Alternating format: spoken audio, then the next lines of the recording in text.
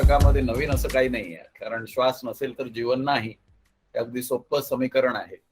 म्हणून अतिशय सोपं शीर्षक आपल्या कार्यक्रमाला आपण दिलेलं आहे.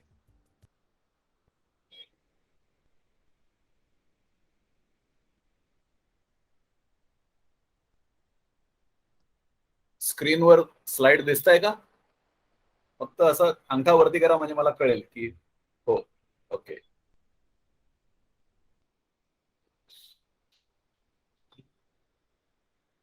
थोडीशी माझी ओळख. माझं नाव प्रवीण मानकर. संपर्क साधायचा असेल तर टेलिफोन नंबर पण आहे आणि ईमेल पण दिलेला आहे. मी पेशाने फार्मासिस्ट आहे, औद्योगिक सल्लागार आहे. 2005 सालापासून हे विज्ञान मी शिकत आहे. 2011 पासून मी प्राथमिक वर्गाचा शिक्षक झालो. 2017 पासून प्रगत वर्ग सुरू केले आणि शिक्षकांची कार्यशाळा सुद्धा घेतो. ज्यांना शिक्षक होण्यामध्ये इंटरेस्ट आहे तर त्यांना शिक्षक कसं बनायचं यासाठी मार्गदर्शन मी करत असतो. आता 3 शिक्षक आपले तयार झालेले आहेत इंग्रजी माध्यमात. नवीन आलेल्या लोकांना विनंती आहे, मायक्रोफोन ऑफ करा प्लीज. प्रतिबिंब चॅरिटेबल ट्रस्ट हा नोंदणीकृत ट्रस्ट आहे. मुंबईत त्याची नोंदणी झाली आहे. तो नोंदणी क्रमांक दिलेला आहे. अंधेरी MIDC मध्ये आमचं ऑफिस आहे. आमचे एक ट्रस्टी आहेत, त्यांचंच ऑफिस आपण प्रतिबिंबच्या कार्यासाठी पण वापरतो. नरेश पाडिया आपले एक ट्रस्टी आहेत, त्यांच्याच ऑफिसातून प्रतिबिंबचा पण कारभार चालवला जातो. श्वास हेच जीवन याबद्दल काही वाद नाहीच, पण त्यातले बारकावे आपण आज प्रस्तावनेत समजून घेऊया आणि हा कार्यक्रम काय आहे, नेमका काय आहे याची थोडीशी माहिती घेऊया. आता हे चित्र तुमच्या समोर दिलेलं आहे. चित्र फार स्पष्ट नाहीये. काहीतरी 3 तुकडे दिसत आहेत. काय असावं या चित्रामध्ये? कोणी उत्तर देऊ शकते मला? मायक्रोफोन ऑन करा आणि उत्तर द्या. काय काय वाटते, काय आहे या चित्रामध्ये? 3 वेगळ्या वेगळ्या ठिकाणी 3 खिडक्या दिसत आहेत. त्या खिडकीतून आपल्याला काहीतरी दिसतं. काय असावं हे चित्र? काही कल्पना येत नाही ना, म्हणजे किती अंदाज लावला तरी काही कल्पना येत नाही. बरोबर आहे ना? काहीही असू शकते. हे चित्र काहीही असू शकते. असं 3 खिडक्या बघून पूर्ण चित्र काही आपल्याला कळणार नाही. तर आपण हे चित्र काय आहे ते पाहूया. हे छोटा भीमचं चित्र आहे. आता हे संपूर्ण चित्र जेव्हा समोर येते तेव्हा आपल्याला कळते की या चित्रात नेमकं काय काय आहे. आपलं जीवन सुद्धा असंच आहे. आपल्याला एका वेळेस एखादी खिडकी दिसत असते. त्या खिडकीतून आपल्याला जेवढ्या गोष्टी दिसतात तेवढंच. संपूर्ण जीवन आपल्या नजरेसमोर कधीच नसते आणि म्हणून जीवनात अनेक प्रश्न आपल्या समोर उपस्थित राहतात आणि त्या प्रश्नांची उत्तरं सापडत नाहीत, कारण संपूर्ण चित्र आपल्या नजरेसमोर नसते. जीवन म्हणजे काय या प्रश्नाचं संपूर्ण उत्तर आपल्याला माहित नसल्या कारणाने आपण प्रत्येक क्षणी एका छोट्या खिडकीतून आपल्या जीवनाकडे बघत असतो आणि त्यामुळे बऱ्याच वेळा प्रश्न उपस्थित राहतात आणि काय करावं अशी मनस्थिती आपली होते. तर त्यात काही नवीन नाहीये. तर आपलं जीवन म्हणजे काय याचं जर आपल्याला साधारण उत्तर मिळालं तर आपल्याला मार्गक्रमण करायला मदत होईल असा माझा ठाम विश्वास आहे. आणि आयुष्यात प्रत्येकाने आपापला मार्ग निवडावा, पण तो डोळसपणे निवडावा अशी इच्छा. म्हणजे अंधत्व स्वीकारून इथे तिथे भटकण्यापेक्षा डोळसपणे मार्ग निवडून त्या मार्गावर जायचं आणि मग त्या मार्गावर येणाऱ्या परिस्थितीला तोंड द्यायची क्षमता ठेवावी किंवा वाढवावी, म्हणजेच जीवन. आता हे पूर्ण चित्र पहा. हे आकाश गंगेचं चित्र आहे. या चित्रामध्ये आपण कुठे आहोत? आपण इथे आहोत. आपण म्हणजे कोण? आपली सूर्यमाला. म्हणजे सूर्यमाला किती प्रचंड आहे, त्याच्यामध्ये पृथ्वी कुठे आहे? पृथ्वी तर आणखीन एक छोटासा ठिपका असणार जो या चित्रामध्ये दिसणार पण नाही. म्हणजे संपूर्ण आकाशगंगेमध्ये आपलं अस्तित्व किती सूक्ष्म आहे याची साधारणशी कल्पना या चित्राकडे बघून आपल्याला येईल. आपली ही सूर्यमाला, तो जो ठिपका दाखवलाय, बाण जिकडे दर्शवतोय तिकडे एक ठिपका आहे, तो ठिपका म्हणजे आपली सूर्यमाला. त्या सूर्यमालेमध्ये आपली पृथ्वी आहे, ती आणखीन किती छोटी असणार ह्याची कल्पना करा. आणि मग त्यात पृथ्वीवरती आपला खंड आहे, आशिया खंड. मग तो आशिया खंड किती छोटा असेल या संपूर्ण आकाशगंगेत. आणि मग त्या आशिया खंडामध्ये आपला देश आहे, भारत देश. मग तो किती सूक्ष्म असेल. आणि त्या देशामध्ये आपलं राज्य आहे, जिकडे आपण आहोत, महाराष्ट्र असेल, कर्नाटक असेल, जिकडे आपण आहोत सध्या, ते राज्य आहे. मग ते राज्य किती सूक्ष्म असेल. आणि त्या राज्यामध्ये आपलं शहर आहे, मुंबई असो, पुणे असो, नागपूर असो, कोल्हापूर असो, ते शहर किती सूक्ष्म असेल. त्या शहरात आपलं घर आहे, अति सूक्ष्म, आणि त्या घरात आपण आहोत. म्हणजे या संपूर्ण आकाशगंगेत आपलं अस्तित्व एक छोटासा ठिपका एवढंच आहे. आपण किती सूक्ष्म आहोत नाही का.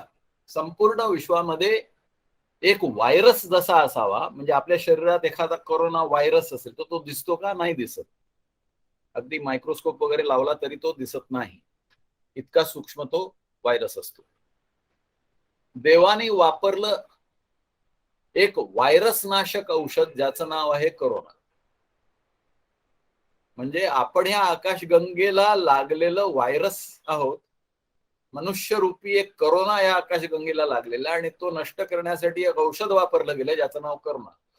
असा जर आपण विचार केला तर आपण हबकतो, अरे काय चाललंय. आपण एक कीटकासारखे आहोत, एका व्हायरस सारखे आहोत, ज्याच्यावरती व्हायरस नाशक वापरला गेलाय कोरोना नावाचा, आणि म्हणून आपला नायनाट होतोय. असा जर विचार केला तर भीती वाटते. पण तसं भिण्याचं काही कारण नाही, कारण देव आपल्यावरती कधीही नाशक असा पदार्थ वापरत नाही. आपण प्रत्येक गोष्टीच्या मुळाशी जाऊया. आता मुळाशी जाऊया म्हणजे काय, आपण जी भाषा वापरतो त्या भाषेचं मूळ म्हणजे अक्षरमाला. मराठी भाषा असेल तर मराठी भाषेची अक्षरमाला हे मूळ आहे. त्या मुळापासून आपण भाषा शिकतो आणि मग ती वृद्धिंगत करत जातो. जीवनाचं मूळ काय, हा जर प्रश्न विचारला तर जीवनाचं मूळ काय, हा प्रश्न अतिशय गहन प्रश्न आहे, आणि बऱ्याच लोकांना या प्रश्नाचं उत्तर माहिती नसते. आपण जर मुळाशी गेलो आणि मुळापासून सुरुवात केली तर आपल्याला बऱ्याच गोष्टी उलगडत जातात. जसं आपण भाषा शिकत जातो आणि मुळापासून शिकतो, अक्षरमालेपासून शिकतो, भाषेचं गूढ हळूहळू आकलन होत जाते, आणि मग आपलं भाषेवरती प्रभुत्व प्रस्थापित होतो. आपल्या जीवनाच्या मुळाशी श्वास आहे. आपलं जेव्हा पृथ्वीवर पदार्पण झालं, जन्माला आल्यावर आपली पहिली क्रिया जी घडली आपल्या हातून ती म्हणजे श्वास घेणे. आपल्यातर्फे जी पहिली क्रिया घडली ती म्हणजे श्वास घेणे. कोणीतरी एक चापटी मारली आणि आपण श्वास घ्यायला सुरुवात केली. तर श्वास हे जीवनाचं मूळ आहे, आणि या श्वासाबद्दल आपल्याला फार कमी माहिती आहे. श्वासाबद्दल आपल्याला जास्त ज्ञान शाळेतही मिळालं नाही, आणि कॉलेजमध्येही मिळालं नाही, आणि घरी कोणी आपल्याला शिकवलं नाही. आणि ते कसं ते आपल्याला आता कळेल. आता हे चित्र पहा. एका मानवाची ही रूपरेषा आहे. हा मानव कोण? अमेरिकन आहे, आफ्रिकन आहे, आशियाई आहे, ऑस्ट्रेलियन आहे, युरोपीय आहे, माहित नाही, कोणी असावा. कुठेही असला जगाच्या पाठीवर तरी तो तसाच, त्याची रूपरेषा तशीच. काळा आहे का गोरा आहे, कसाही असो, रूपरेषा तशीच. श्रीमंत आहे का गरीब आहे, कसाही असो, तीच रूपरेषा. निरक्षर आहे का साक्षर आहे, काही फरक पडत नाही. धर्माने ख्रिस्ती आहे, मुस्लिम आहे, हिंदू आहे, बुद्धिस्ट आहे, जैन आहे, कोण आहे, कसाही असला तरी तसाच. लहान आहे, उंच आहे, ठेवण तशीच, दुबळा आहे, मजबूत आहे, काही फरक नाही, सुसंस्कृत आहे, असभ्य आहे, ठेवण तशीच, कोणती भाषा बोलतो, पंजाबी बोलतो, मल्याळी बोलतो, गुजराती बोलतो, मराठी बोलतो, तेलुगू बोलतो, तमिळ बोलतो, तीच बांधणी, पुरुष आहे का स्त्री आहे या आकारावरून तरी कळत नाही, प्रौढ आहे का मूल आहे, अगदी तानबाळ नाही आहे पण 10-12 वर्षाचा असू शकेल, 60-70चा पण असू शकेल, म्हातारा आहे का तरुण आहे, सक्षम आहे का अक्षम आहे माहित नाही, वैद्यकीय दृष्ट्या आपल्याला त्याची काही माहिती नाहीये, स्वच्छ आहे का गलिच्छ आहे या चित्रावरून तसं काही कळत नाही, अस्वस्थ आहे का निरोगी आहे माहित नाही, हिंसक आहे का शांत आहे या चित्रावरून तसं काही स्पष्ट होत नाही, लठ्ठ आहे का सुडवलं आहे या चित्रावरून तरी वाटतंय सुडवलं आहे, बरोबर आहे का चूक आहे, चूक करतो का योग्य रीतीने जगतोय तेही सांगता येत नाही. तर जगाच्या पाठीवर मनुष्य प्राणी कसाही असला तरी 3 गोष्टी त्याच्यामध्ये सातत्याने सापडतात, एक म्हणजे शरीर, दुसरं म्हणजे मन आणि तिसरं म्हणजे प्राणशक्ती. जगाच्या पाठीवर कुठेही मनुष्य प्राणी आपल्याला दिसला तर या 3 गोष्टी त्याच्यामध्ये अवश्य असतात, एक शरीर असते, एक मन असते आणि शरीर आणि मनाला चालना देणारी जी ऊर्जा असते ती म्हणजे प्राणशक्ती. अशा 3 घटकांचा मानव बनलेला आहे आणि आयुष्यात प्रत्येकाला हे व्हायचं आहे हे पण कॉमन आहे, त्याच्यातही काही फेरफार नाहीये. जगाच्या पाठीवर कुठेही असलेला मानव या 3 गोष्टी शोधत असतो की मी निरोगी असावं, मला कुठलाही रोग होऊ नये, मी आनंदी असावं, दुःखाच्या छायेत आयुष्य घालणं कोणालाही आवडत नाही, सतत माणसाचा प्रयत्न असतो सुख आणि आनंद शोधण्यात, आणि तिसरी गोष्ट म्हणजे मी यशस्वी व्हावं, जे काही काम करत असेल त्यात अपयश येऊ नये अशी इच्छा प्रत्येक माणसाच्या मनात नक्कीच असते. मग आता आपण जीवनाकडे येऊया. जीवन म्हणजे नेमकं काय? आपण नेहमी ऐकतो की हा जीवन मरणाचा प्रश्न आहे. जेव्हा आपण मृत्यूची तुलना जीवनाशी करतो तेव्हा जीवन अधिक चांगलं समजलं जाते. तेव्हा आपण जीवनाची तुलना मृत्यूशी करूया. हा चार्ट बघूया, मृत आणि जिवंत. तर आपण पहिला स्थिती बघूया, कोणती स्थिती आहे, मृत आहे का जिवंत आहे, आणि त्या प्रत्येक स्थितीची लक्षणं काय हे आपण पाहून घेऊया. तर समजा एखादी बॉडी दिसली, जिवंत नाही आहे, मृत आहे, मेलेली व्यक्ती आहे, तर आपल्याला काय दिसेल? आणि आपण जिवंत प्राणी पाहिला पण तो कोमामध्ये आहे तर आपल्याला काय दिसेल, काय लक्षणं दिसतील? आपण जिवंत प्राणी पाहिला, मनुष्य प्राणी, आणि तो झोपेत आहे तर आपल्याला काय लक्षणं दिसतात? आणि आपण जिवंत प्राणी पाहिला आणि तो जागृत आहे तर आपल्याला काय लक्षणं दिसतात ते आपण पाहूया. जिवंत नाही, मृत आहे, तर अशा शरीरातून कोणतीही कृती घडणार नाही, ते शरीर कृतीहीन आहे. अशा शरीरात हालचालही सापडणार नाही, स्तब्ध शरीर दिसेल, आणि अशा शरीरात श्वसन क्रिया थांबलेली असते. तर ही 3 लक्षणं आपल्याला दिसली तर तो देह मृत आहे असं ओळखायला किंवा म्हणायला काही हरकत नाही. जिवंत आहे पण कोमामध्ये आहे, कृतीहीन असेल, कोमामध्ये असलेली व्यक्ती शरीर कृतीहीन असते, हालचालही नसते, पण श्वासोच्छ्वास सुरू असतो. हा एक फरक नक्कीच जाणवतो की त्याचा श्वास चालू आहे, कोमामध्ये आहे पण जिवंत आहे, मृत नाही. जिवंत आहे पण झोपलेला आहे, कृती काही करत नाही, हालचाल करतो, इथून तिथे वळतो, कधी बडबडतो, काही लोक तर झोपेत चालतात सुद्धा. तेव्हा हालचाल होते पण कृती होत नाहीये, आणि श्वासोच्छ्वास सुरू आहे. जिवंत आहे आणि जागृत आहे, तेव्हा तो क्रियाशील आहे, त्याच्या हातून कृती घडत असतात, काहीतरी करत असतो. हालचाल तर होतेच, स्वाभाविक हालचाल चालूच असते, आणि श्वासोच्छ्वास सुद्धा सुरू आहे. तेव्हा आपण जेव्हा जिवंत प्राणी, मनुष्य प्राणी, मृत प्राण्याकडे बघतो, तेव्हा एक गोष्ट लक्षात येते की जीवन आणि मृत्यूमधील फरक म्हणजे श्वास होय. आपण असे म्हणू शकतो की जीवन म्हणजे श्वास आहे आणि श्वास हेच जीवन आहे.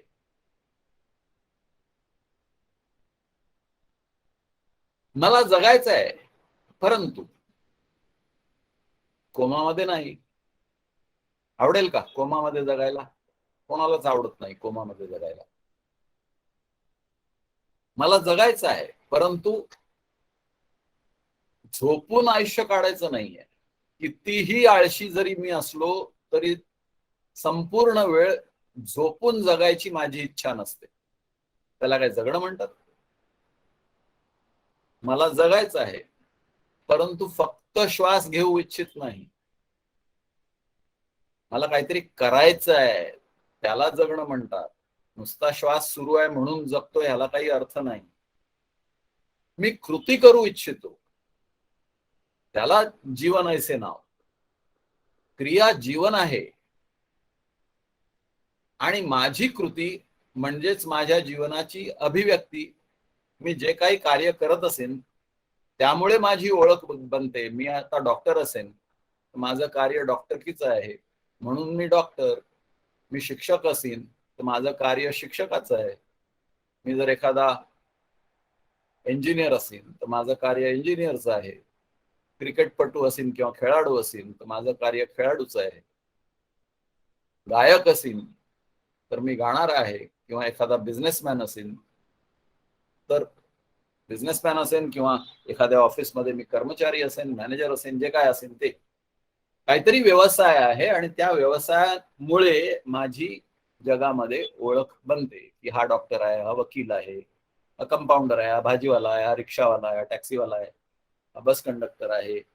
जे काही मी करतो त्यामुळे माझी तशी ओळख घडत जाते.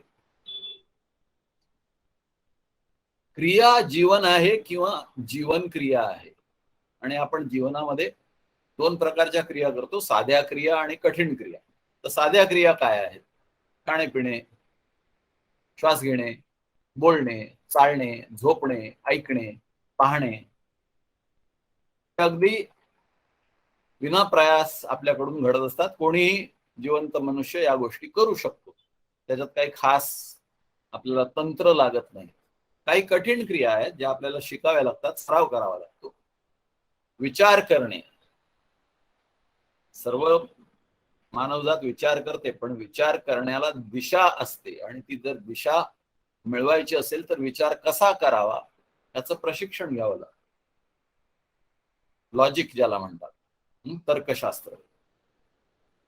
शिक्षण हे घ्यावं लागते, आपोआप शिक्षण मिळत नाही, अनुभवातून घ्यावं लागते किंवा शाळा कॉलेजातून घ्यावं लागते. उपचार करणे, वैद्यकीय ज्ञान हे आपल्याला शिकावं लागते. कार्य कठीण आहे. शोध लावणे, मी एक सायंटिस्ट आहे, मी शोध लावतोय, कठीण कार्य आहे, शिकावं लागते, प्रयत्न करावे लागतात.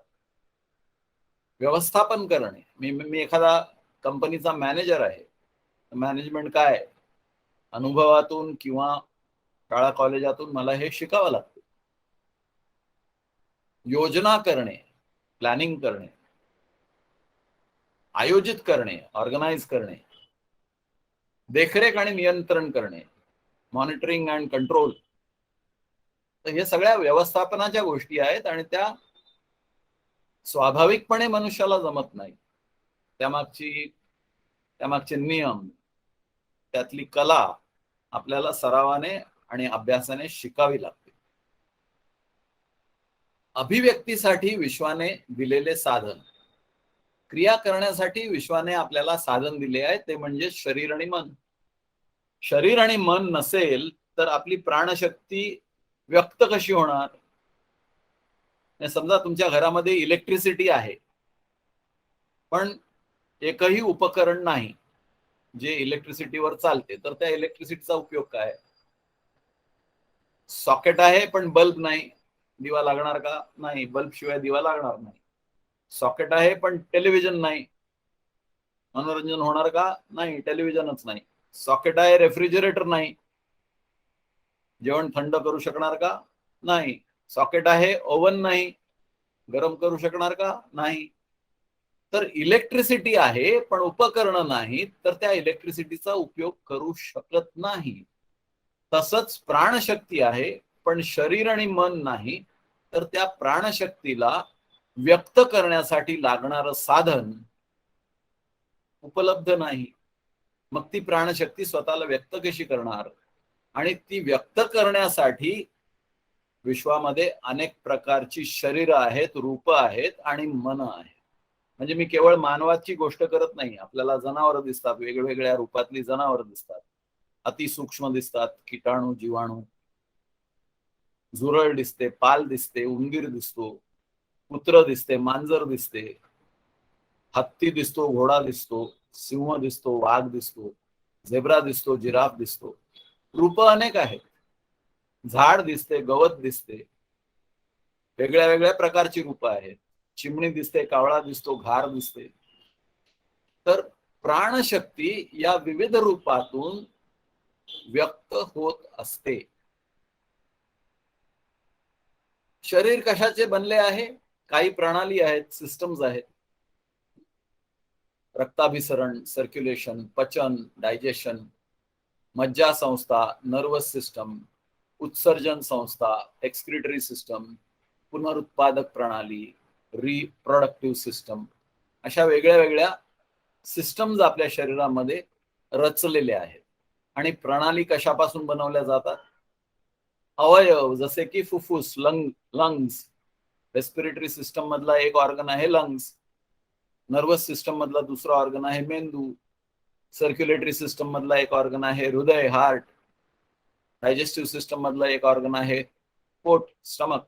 असे विविध वेगळ्या वेगळ्या प्रकारचे अवयव आपल्या शरीरात रचनाबद्ध रचलेले आहेत.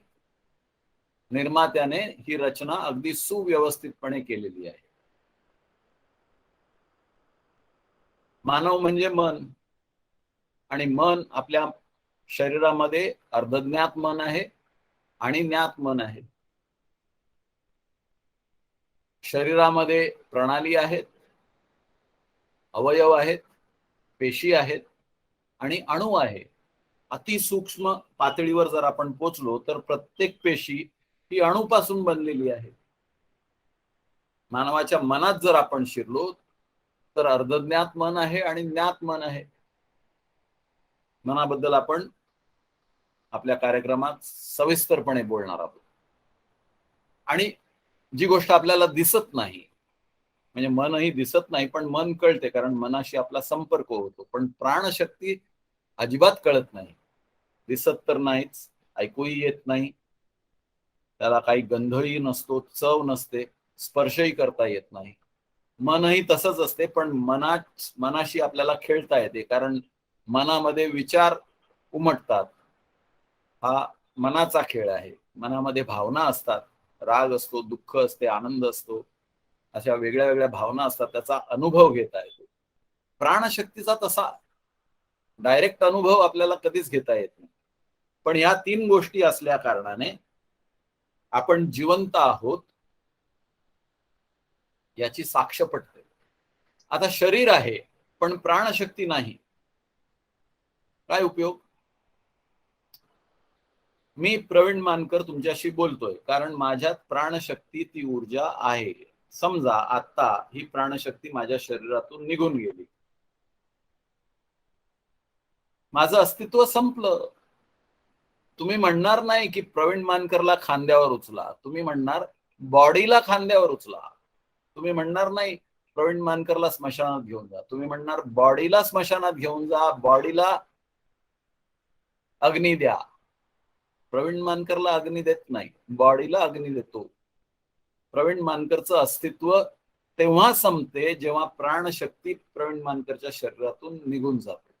तर आपलं अस्तित्व या प्राणशक्तीवर अवलंबून आहे. जोपर्यंत ती प्राणशक्ती आपल्यात संचार करते तोपर्यंत आपल्याला महत्व. ज्या दिवशी ही प्राणशक्ती आपलं शरीर सोडून निघून जाते त्या दिवशी आपलं महत्व संपलं. हे हा पॉइंट लक्षात घ्या. आयुष्यात आपल्या सर्वांना समस्या असतात. असा कोणीही मानव अजून मला तरी सापडला नाही की ज्याला समस्या नाहीत.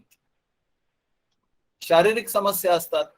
अगदी साध्या समस्या घ्या, खोकला, सर्दी, ताप, पोटाचे विकार, बद्धकोष्ठता, खाज सुटणे, पुरळ उठणे, डोकेदुखी, रक्तदाब, अशक्तपणा, भूक न लागणे, संक्रमण, सध्या कोविड चालू आहे, मधुमेह, संधिवात, कर्करोग.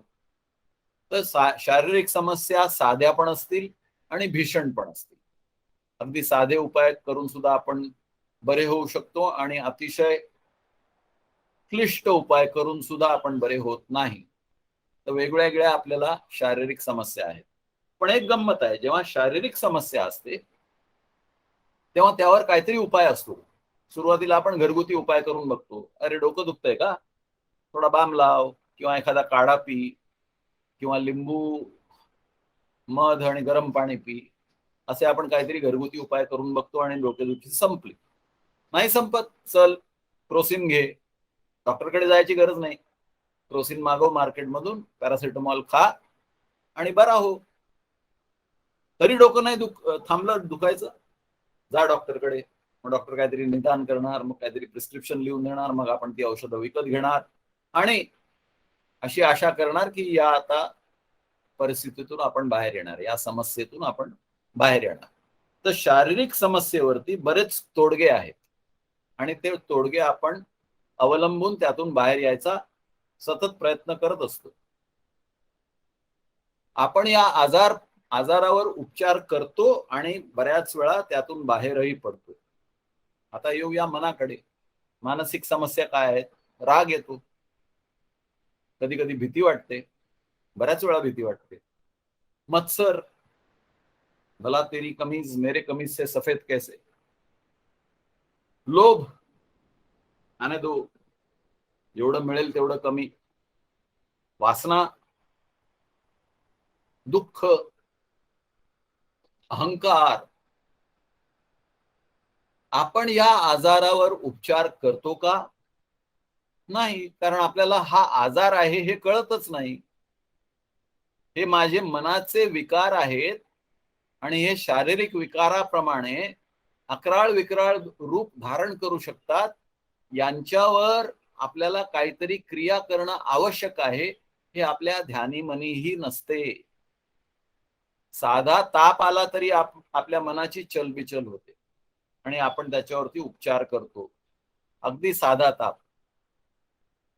पण इथे तर प्रचंड आजार आहेत मनाचे, मानसिक रोग आहेत. हे राग हा प्रचंड मानसिक रोग आहे आणि बऱ्याच माणसांना हा रोग झालेला आहे.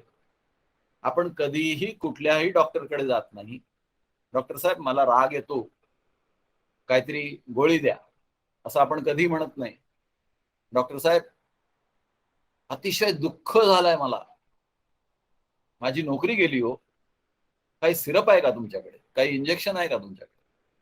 अजिबात नाही. मानसिक समस्येवर आपण कधीही उपचार करत नाही. याचा अर्थ काय की मानसिक समस्या आपण आयुष्यभर जोपासतो आणि आयुष्यभर या मानसिक समस्या घेऊन जगतो. खोकला झालाय, काहीही औषध न घेता आपण जगणार का? नाही, आपण काहीतरी उपचार करणार. तो खोकला गेला पाहिजे या मागे आपण आटापिटा करतो. राग आलाय किंवा मनामध्ये भीती आहे, सतत भीतीने मी भेडसावलेलो आहे, काही उपचार करतो का? नाही. मी संपूर्ण आयुष्य भीतीमध्ये, रागामध्ये, दुःखामध्ये, वासनेमध्ये, अहंकारामध्ये घालवतो. त्याच्यावर मी उपचार करत नाही. मानसिक रोगाचा मी बळी आहे. या सर्व गोष्टींमुळे व्यावसायिक आणि वैयक्तिक कामगिरी कमी होते. आता साधं उदाहरण घ्या. मी ऑफिसमध्ये कामाला बसलेलो आहे मला ड्रॉअर मधून एखादी फाईल काढायची आहे आणि त्याच्यावरती काही टिप्पणी करायची आहे, म्हणून मी वाकलो आणि तो ड्रॉअर उघडायचा प्रयत्न केला. आई ग, कमरेत उसण भरली, कळ आली. त्या क्षणी त्या फाईलचा मी विचार करायचं सोडून दिलं आणि माझं लक्ष गेलं.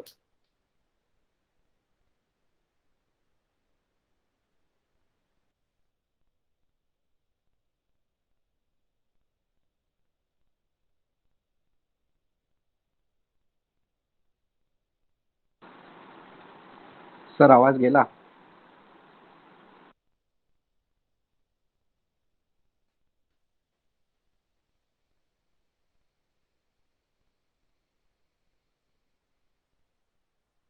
काही क्षणापुरता एक कनेक्शन गेलं होतं, पण आता दिसतंय का? दिसत असेल तर अंगठा वर करा. दिसतंय सर. ओके, ऐकू येतोय आवाज? Yes sir. थँक्यू. तर मी ऑफिसमध्ये कामावर लक्ष केंद्रित करू शकेन का? नाही. त्या क्षणापुरतं किंवा 5-10 मिनिटं माझं लक्ष कुठे गेलं? माझ्या कमरेवर गेलं, कारण तिकडे मला प्रचंड दुखतंय. मग ती फाईल काढायचं मी सोडून देतो. बॉसला रिपोर्ट बनवायचा आहे, त्याच्यावरती माझं लक्ष नाहीये. माझं लक्ष कुठे गेलं? माझं लक्ष माझ्या शरीरावर गेलं. कुठेतरी दुखापत आहे, त्याच्यावर पहिला मला उपचार करू द्या, मग बघू रिपोर्ट बनवायचा तो आपण नंतर बघू. त्यामुळे काय झालं, जेव्हा मला आजार होतो तेव्हा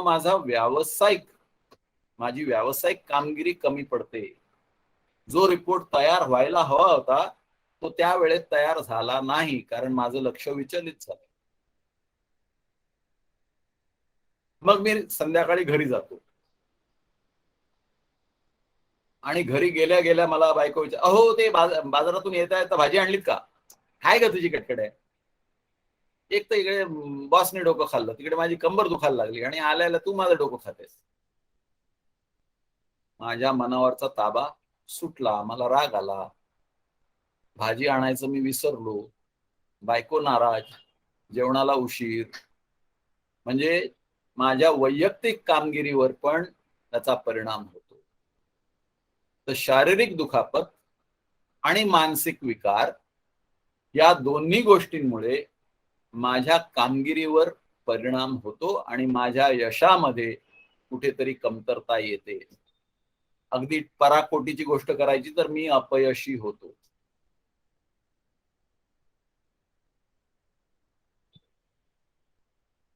महत्वाचा प्रश्न, आपण आपल्या शरीराची आणि मनाची काळजी घेत आहोत का?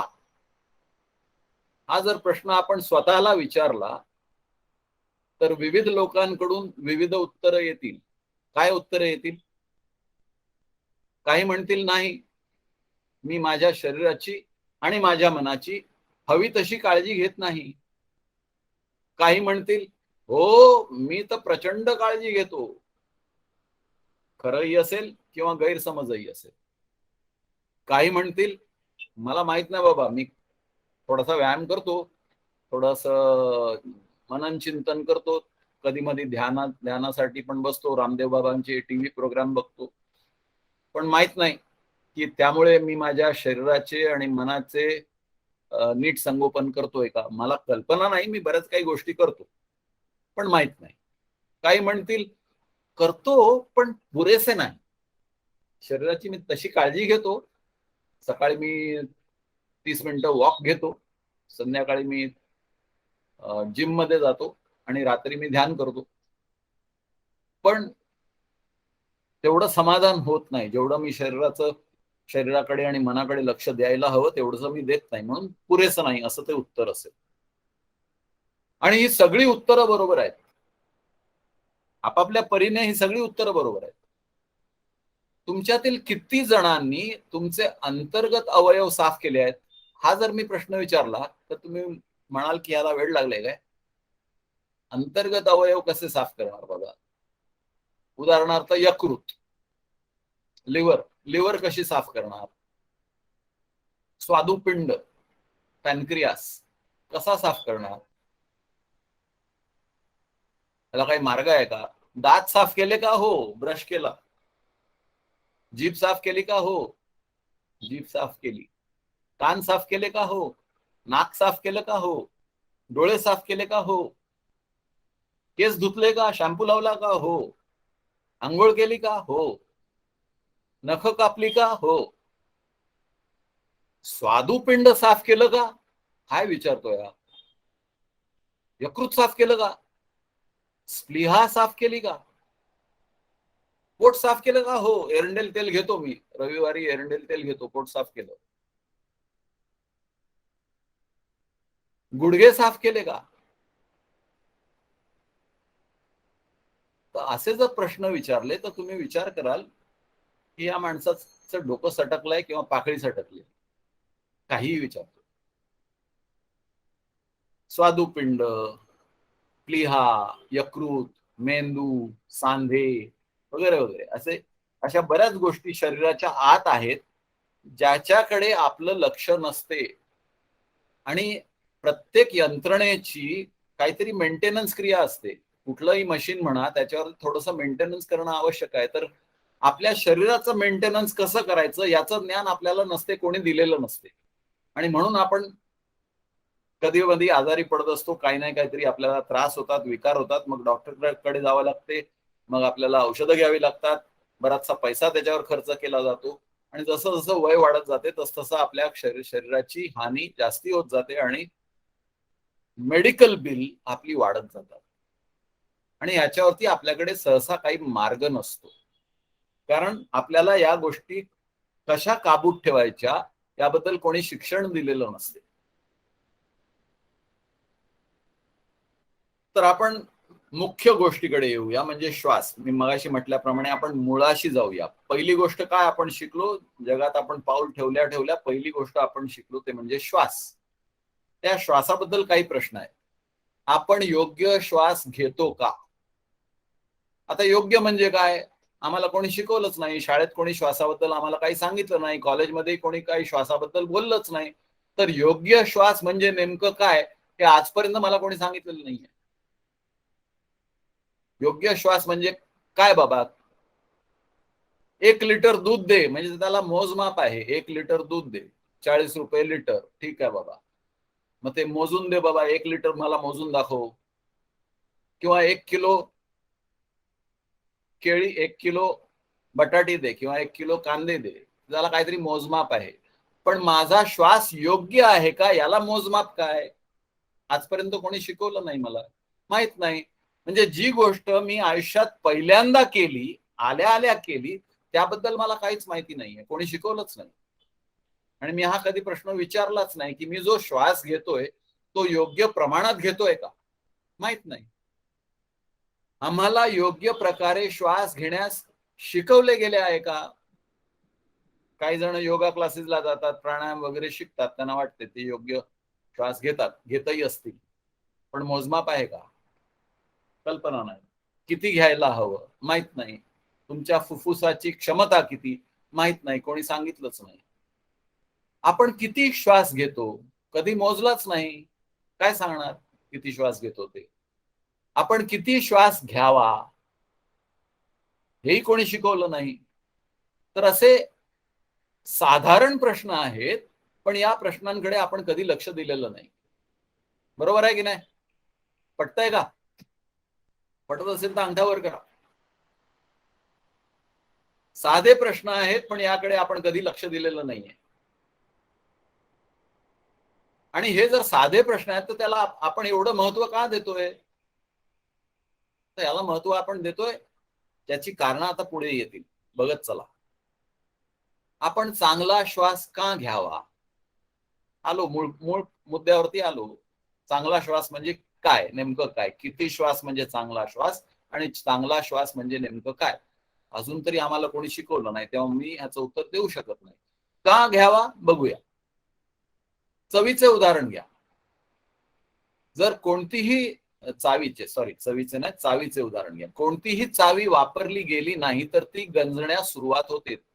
जी वापरात आहे ती नेहमीच चमकदार असते. आपल्याकडे खिशामध्ये एक चावी असते जी आपण रोज वापरतो, आणि एक खुंटीवर टांगलेली डुप्लिकेट चावी असते ज्याचा आपण वापर कधीच करत नाही.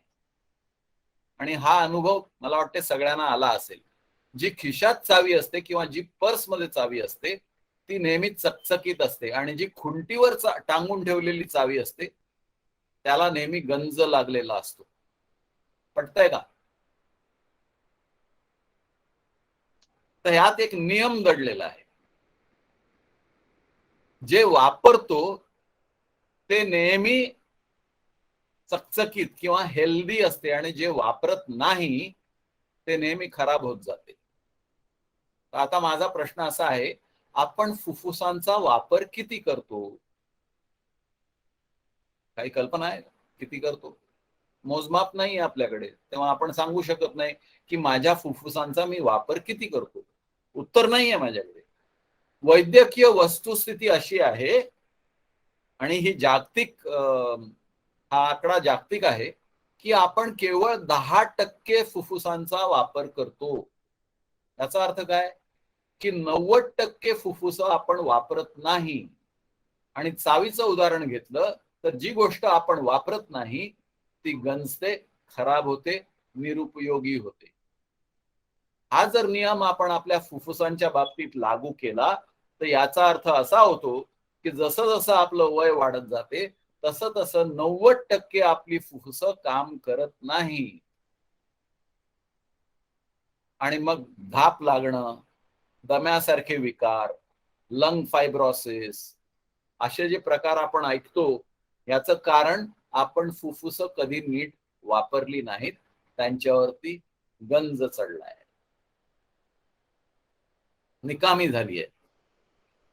सामान्य वयस्कर व्यक्ती प्रति मिनिट 12 ते 16 श्वास घेते. तुम्ही कुठे गुगल वरती, वेबसाईट वरती गेलात, how many times does an adult human being breathe, तर तुम्हाला काही वेगळे आकडे मिळतील. सर्वसाधारणपणे 12 ते 20 पर्यंत तुम्हाला वेगळे वेबसाईट्स काही वेगळे फिगर्स देतील. तर ह्या वेबसाईट प्रमाणे 12 ते 16 श्वास एक प्रौढ व्यक्ती प्रति मिनिट घेत असते.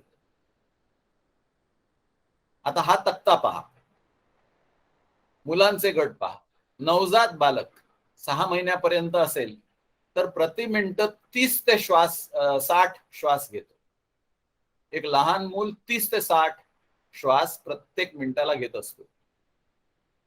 6 ते 12 महिन्याचा वयोगट असेल तर 24 ते 30 इथे श्वास घेण्याचं प्रमाण कमी झालेला दिसायला लागलाय.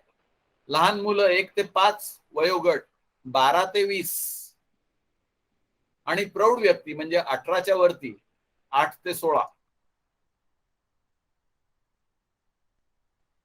हा वेबसाईट आहे, त्याच्यावरती हे आकडे दिलेले आहेत. त्याप्रमाणे असं सुचवलं जाते की जसं आपलं वय वाढत जाते तसं आपली श्वसन क्रिया कमी होत जाते. आणि याचं प्रूफ काय? बरेच लोक विचारतात याचं प्रूफ काय? प्रूफ सोपं आहे. आठवा, तुम्ही जेव्हा शाळेत होतात, मे महिन्याची सुट्टी पडायची आणि तुम्ही मित्रांबरोबर, मैत्रिणींबरोबर बरेच गेम्स खेळायचे. पकडापकडी, आबाधुबी, चोर पोलीस, आठवतंय का? हल्लीच्या मुलांना हे माहिती नसेल, पण साधारण 80-90च्या साल मध्ये जन्माला आलेले किंवा त्यावेळेस शाळेत असलेल्या लोकांना हे नक्कीच आठवत असेल की मे महिन्याच्या सुट्टीमध्ये आपण बरेचसे गेम्स खेळत होतो. धावपळीचे गेम्स असायचे. अगदी बिल्डिंग मध्ये सुद्धा वर खाली धावत जाणं, याच्या फ्लॅटमध्ये लपणं, त्याच्या खोलीत लपणं, गच्चीवर लपणं, असे प्रकार आपण बऱ्याच वेळा केलेले आहेत. दम लागायचा, 5 मिनिटं आपण थांबायचो, कुठेतरी पाणी प्यायचो आणि मग पुन्हा खेळायला तयार. आठवतंय का? बालपण आठवतंय? आज तुम्हाला तसं धावपळ करायला सांगितली तर काय म्हणाल? नाही रे बाबा, आता सांगू नको. अहो, साधं उदाहरण घ्या ना. आपण कोणाच्याकडे जरी व्हिजिटला गेलो, 4थ्या माळ्यावर राहतो, लिफ्ट आहे का? हो, लिफ्ट आहे पण आज बंद आहे. मग आज नाही येणार तुझ्याकडे. आपण सरळ सांगतो आज येणार नाही, तुझी लिफ्ट चालू नाहीये. 4 माळे चढून काय मी येणार नाही. काय झालं? लहानपणी तोच मुलगा 4 माळे काय 10 माळे धावत जाऊन वर जाऊन खाली यायचा, आज 4 माळे चढायला रडतोय. काय बदललं? त्याच्या फुफ्फुसाची क्षमता बदलली. आज दम लागतोय. आज लिफ्ट नसेल तर चढायला शरीर तयार नाही. नाही रे बाबा, मी नाही येणार. माझ्या घरचं उदाहरण देतो. आमच्याकडे एक बरणी आहे. त्या बरणीमध्ये सतत चॉकलेट्स भरलेली असतात. 5 माणसं आहेत घरामध्ये आणि प्रत्येकाला रात्रीच्या जेवणानंतर एक चॉकलेट खाणं हा नियम बनलेला आहे. जेवण झाल्यावरती एक चॉकलेट खाल्लंच पाहिजे असा आमच्या घरात नियम आहे. तर त्या बरणीतलं एक एक चॉकलेट एक एक व्यक्ती उचलून खाऊन टाकतो. म्हणजे वरचा थर संपला. पण मला एक चांगली सवय आहे. मार्केटमधून मी रोज 5 चॉकलेट विकत घेतो. त्यामुळे काय होतंय की तो थर जो संपलेला असतो तो सतत भरला जातो आणि तोच थर नेहमी संपला जातो. मग त्याच्या खाली जो उरलेले थर आहेत, जे उरलेले थर आहेत, यांचं काय होते? त्यांना कधीही हात लागत नाही आणि त्यामुळे काय होते? कालांतराने हे चॉकलेट खराब होतात आणि मग एवढी चॉकलेट्स खराब झाली का ती संपूर्ण बरणी खराब होते. मग ते संपूर्ण बरणीतला पदार्थ टाकून द्यावा लागतो, ती साफ करावी लागते, स्वच्छ धुवून पुसून ठेवून मग त्याच्यात नवीन चॉकलेट्स भरावे लागतात. जे आमच्या घरात या बरणीबद्दल घडतंय तेच आपल्या फुफ्फुसात घडतंय. कारण आपण फक्त 10% फुफ्फुस वापरतो, 90% फुफ्फुस वापरत नाही. त्यामुळे 90% फुफ्फुस खराब झालेली आहेत. कारण ते कार्यशील नाही आहेत. आपण त्यांना कधी क्रियेत आणलंच नाही. चॉकलेटचे जे होते तेच फुफ्फुसांचे होते. जसजसे आपण मोठे होतो तसतसे आपल्याला श्वासोच्छ्वास करणे कठीण होते. आपण वेगाने धावू शकत नाही. आपण सहज पायऱ्या चढू शकत नाही. थोड्या कष्टाने आपल्याला धाप लागते. पूर्ववत स्थिती येण्याची वेळ थकायच्या वेळेपेक्षा जास्त असते. लहानपण आठवा. मला दमायला 1.5-2 तास लागायचे आणि पूर्ववत स्थिती यायला 5-10 मिनिटं मी आराम केला का मी पूर्ण पुन्हा 1.5-2 तास धावायला तयार. आज परिस्थिती उलटी आहे. 10 मिनिटं चाललो तर दमायला होते आणि पूर्ववत स्थिती व्हायला 1 तासाची विश्रांती लागते. बदल घडलाय. आपण वेगाने धावू शकत नाही. आपण सहज पायऱ्या चढू शकत नाही. थोड्या कष्टाने आपल्याला धाप लागते. पूर्ववत स्थिती येण्याची वेळ थकायच्या वेळेपेक्षा जास्त असते. आपल्या स्वतःच्या तारुण्याशी याची तुलना करा. आपण या क्रिया सहजपणे करत होतो. धावत होतो, उड्या मारत होतो, तासनतास खेळत होतो. आज ते जमत नाही. निष्कर्ष आपल्या फुफ्फुसांची अवस्था खराब झाली आहे. आपण थोडी श्वास प्रक्रिया पाहूया. तर इथे एका बाजूला हृदय आहे. त्या हृदयाचे 2 भाग आहेत. निळ्या रंगाचा भाग आहे तिकडे अशुद्ध रक्त आहे. लाल रंगाचा भाग आहे तिकडे शुद्ध रक्त आहे. त्याच्या बाजूला दुसरं चित्र आहे ते फुफ्फुसांचं आहे. स्पंदन करतंय. तर श्वास जेव्हा आपण घेतो तेव्हा नेमकं काय होते ते पाहूया. श्वासाबरोबर आत येतो तो ऑक्सिजन. हा जो ओ लिहिलाय तो ऑक्सिजन आहे. तो आपल्या फुफ्फुसामध्ये प्रसरण पावतो. आता हा ऑक्सिजन आपल्या फुफ्फुसामध्ये आहे. अशुद्ध रक्त निळ्या रंगाचं फुफ्फुसांमध्ये येते. तो ऑक्सिजन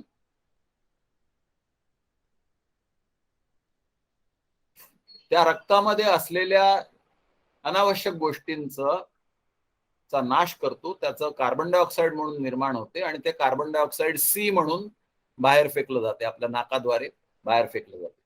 तर ही प्रक्रिया म्हणजे रक्त शुद्धीकरणाची प्रक्रिया आपल्या फुफ्फुसात सतत घडत असते.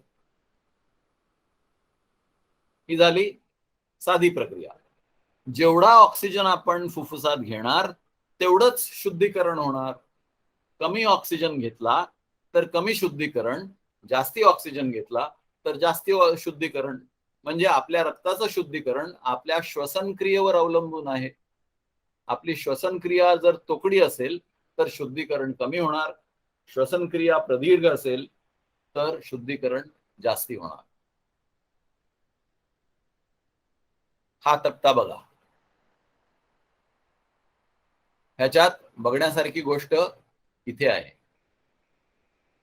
माझ्या फुफ्फुसांची क्षमता 6,000 मिलीलिटर म्हणजे 6 लिटर पर्यंत आहे. साधारण 5.5 ते 6 लिटर प्रत्येक मानवाची फुफ्फुसाची क्षमता असते. पण मी श्वास किती घेतो? माझा सामान्य श्वास साधारण 500 मिलीलिटर आहे, म्हणजे 6 लिटरच्या 10% कमी. माझं फुफ्फुस मी किती वापरतो? 10%, जास्तीत जास्त 10%. त्याच्याही पेक्षा मी कमी वापरतो. म्हणजे उरलेली जी क्षमता आहे त्याचा वापरच होत नाही. म्हणजे श्वासाचे राखीव घनफळ 3100 मिलीलिटर आहे आणि उच्छ्वासाचे राखीव घनफळ 1200 मिलीलिटर आहे. अवशिष्ट घनफळ म्हणजे जे वापरण्यात येत नाही ते 1200 आहे.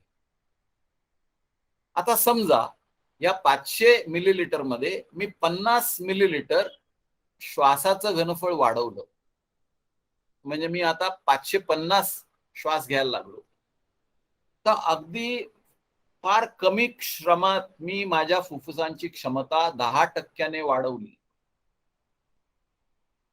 फक्त 50 मिलीलिटर जास्ती श्वास घेण्याने मी माझ्या फुफ्फुसांची क्षमता 10% वाढवली. मी उच्छ्वासाची क्षमता जर 50 मिलीलिटरने वाढवली तर आता टोटल माझी झाली 100 मिलीलिटर. थोड्याशा प्रयत्नाने मी माझ्या फुफ्फुसांची क्षमता 20% वाढवतो. हे अतिशय सोपं गणित आहे, पण या दृष्टीने आपल्याला कोणी दाखवलंच नाही आणि या दृष्टीने आपण कधी प्रयत्न केलाच नाही. त्यामुळे आपल्या फुफ्फुसांची क्षमता दिवसेंदिवस कमी कमी कमी कमी होत जाते. आणि तुम्ही म्हाताऱ्या लोकांकडे पहा, धाप लागते, दम लागतो, अरे थांब रे बाबा मी थोडा पायरीवर बसतो मग चढून येतो. एक माळा चढायला सुद्धा लोकांना त्रास होतो, सलग चढून येऊ शकत नाहीत. मी सुधारू शकतो का? निश्चितच. आयुष्यात तुम्ही कधीही व्यायाम केला नसेल, पण तुम्ही जर आजपासून ठरवलं की मी जिम मध्ये जाणार आणि थोडासा व्यायाम करणार, तुमचे मसल्स वाढणार की नाही? नक्की वाढणार. तर जर प्रयत्न केला तर कुठेही वाढ होणं स्वाभाविक आहे. त्याच्यात नवीन असं रॉकेट सायन्स काही नाहीये. प्रयत्न केला तर सुधार नक्कीच होणार. आणि ही बघा सुधारलेली आवृत्ती, तेच चित्र आहे. पण आता मी श्वसनाचा व्यायाम करून माझ्या फुफ्फुसाची क्षमता वाढवलेली आहे. आता आत येणारा ऑक्सिजन जास्ती प्रमाणात आहे. या चित्रावरून तुम्हाला दिसत असेल ऑक्सिजन वाढला आणि रक्तशुद्धीकरणाचं प्रमाण सुद्धा वाढलं.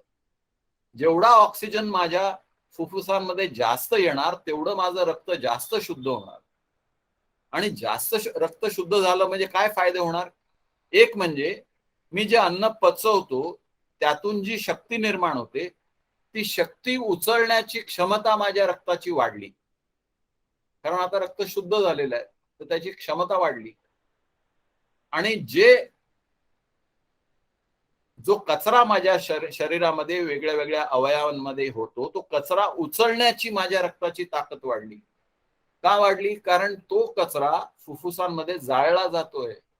म्हणजे माझ्या रक्तामध्ये आता जास्त कचरा घेण्याची क्षमता वाढते. म्हणजे दुतर्फी फायदा आहे.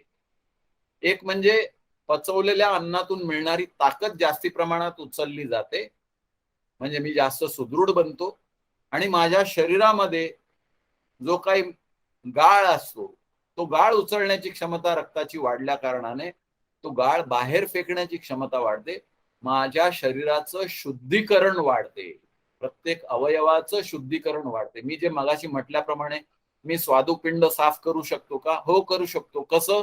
रक्त शुद्ध करून. मी हृदय शुद्ध करू शकतो का? हो करू शकतो. कसं? रक्त शुद्ध करून. मी मेंदू शुद्ध करू शकतो का? करू शकतो. मी स्नायू शुद्ध करू शकतो का? करू शकतो. प्रत्येक अवयव मी शुद्ध करू शकतो केवळ रक्त शुद्ध करून. फुफ्फुस काय करतात? फुफ्फुस हे वायू आणि रक्तासाठी एक बैठक केंद्र आहे, मीटिंग रूम. त्या मीटिंग रूम मध्ये एका ठिकाणून रक्त येते, दुसऱ्या ठिकाणून वायू येतो. त्या वायूमध्ये काय असते? ऑक्सिजन असते. रक्तामध्ये काय असते? कचरा असतो. शरीरभर साठलेला कचरा रक्त जमा करून त्या मीटिंग रूम मध्ये घेऊन येते. मीटिंग रूम म्हणजे काय? फुफ्फुस. मग तो कचरा, ते रक्त त्या वायूला देतं. वायू आपला ऑक्सिजन वापरून तो कचरा जाळते आणि त्या ऑक्सिजनचा कार्बन डायऑक्साईड मध्ये रूपांतर होते. मग तो वायू तो कार्बन डायऑक्साईड घेऊन नाकावाटे बाहेर जातो आणि रक्त शुद्ध झालेलं पुन्हा हृदयात जाते आणि पूर्ण शरीरभर त्याचं प्रसरण होते. रक्त शरीराच्या विविध अवयवांकडून हृदयात व पुढे फुफ्फुसात येते. हवा श्वास घेताना वातावरणातून येते. फुफ्फुसे रक्तातील अशुद्ध घटक जाळण्याचे काम करतात. ऑक्सिजन आत घेतला जातो आणि कार्बन डायऑक्साईड बाहेर फेकला जातो. तर ही झाली फुफ्फुसांची क्रिया. श्वासाचे गुण.